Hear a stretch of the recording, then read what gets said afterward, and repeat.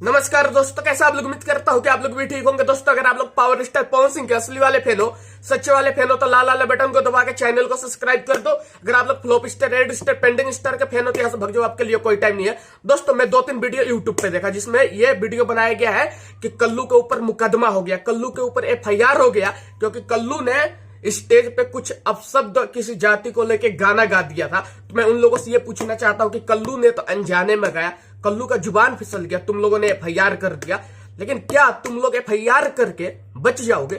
कल्लुआ के अंदर दिमाग नहीं है? कल्लुआ तुम लोगों के ऊपर केस नहीं करेगा? अब मैं बताता हूं कि कल्लुआ तुम लोगों के ऊपर क्यों केस करेगा। क्योंकि कल्लुआ ने अनजाने में गया था, तुम लोगों ने जानबूझ के कल्लुआ की मां बहन के ऊपर गाना गाया है। कल्लुआ की बहन ये लगती है, कल्लुआ की मां बहन ये लगती है। कल्लुआ की मां बहन के ऊपर तुम लोगों ने जानबूझ के गाना गाया है, तो तुम लोग FIR करोगे तो क्या कल्लुआ का कुछ नहीं उखाड़ पाओगे? लेकिन कल्लुआ भी FIR करके तुम लोगों को बर्बाद कर देगा विरोधियों। और कल्लुआ के साथ पवन सिंह के सारे फैन है, कल्लुआ के साथ पवन सिंह है। तुम लोग जाओ करो कल्लुआ के ऊपर FIR, लेकिन तुम लोग भी नहीं बच पाओगे।